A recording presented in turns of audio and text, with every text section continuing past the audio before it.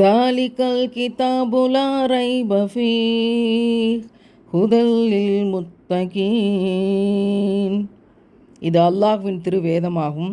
இதில் எத்தகைய சந்தேகமும் இல்லை. பயபக்தியுடையோருக்கு இது நேர் வழிகாட்டியாகும். 1, இது மேலிருந்து இறைவனிடத்திலிருந்து இறக்கப்பட்டது.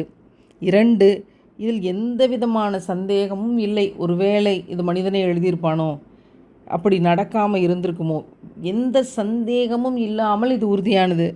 3வது, பயபக்தி உடையோருக்கு இது நேரான வழிகாட்டி, சொர்க்கத்தை அடைவதற்கான நேரான வழிகாட்டி, நல்ல நிம்மதியான வாழ்க்கை வாழ்வதற்கான நேரான வழிகாட்டி.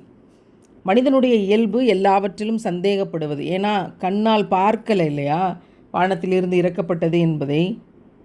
ஆனாலும் நான் உள்ளூர நம்புகிறேன் என்பதுதான் உண்மையான நம்பிக்கை, உண்மையான ஈமான். பயபக்தி என்ற வார்த்தையில் இருக்கக்கூடிய விளக்கத்தை நாம் விளங்க முற்பட வேண்டும். நாம் சில நேரம் நம்முடைய தகப்பனாரின் மீது கொஞ்சம் பயம் இருக்கும். அப்பா வர்றார் அப்படின்ன உடனே எல்லாம் இங்கே உட்காந்து சேட்டைகளை எல்லாம் மூடி வச்சுட்டு படிக்க ஆரம்பிச்சிருவாங்க. விளையாட்டுகளை தள்ளி வச்சுட்டு படிப்பதை போல அப்படின்னு ஒரு பயம். அப்பா வர்றார் அப்படின்னா திட்டுவார், அடிச்சிருவார், நம்ம சரியாக இருக்கணும் அப்படின்னு.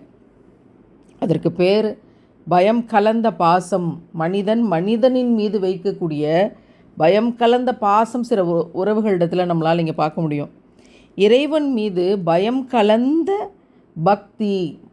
மனிதன் இறைவன் மீது வைக்கக்கூடிய பாசத்திற்கு பெயர் பக்தி. ஏன் பயப்படணும்?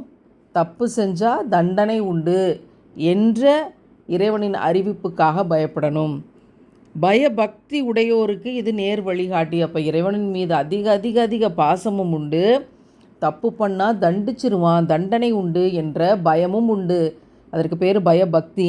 மனிதனின் மீது வைக்கக்கூடிய பல பாசங்கள் பயந்த பாசங்கள், பயபாசமாக இருக்குது.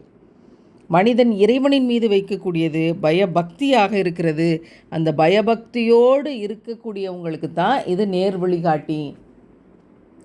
அந்த உணர்வில் இருந்து ஹலால் ஹராம் நேரான பாதைக்கு போகணும்னு ஆசைப்பட்டு இறைவன் அனுமதித்தவற்றை நான் செஞ்சுக்கிறேன், இறைவன் அனுமதிக்காத எதையுமே நான் செய்ய மாட்டேன்.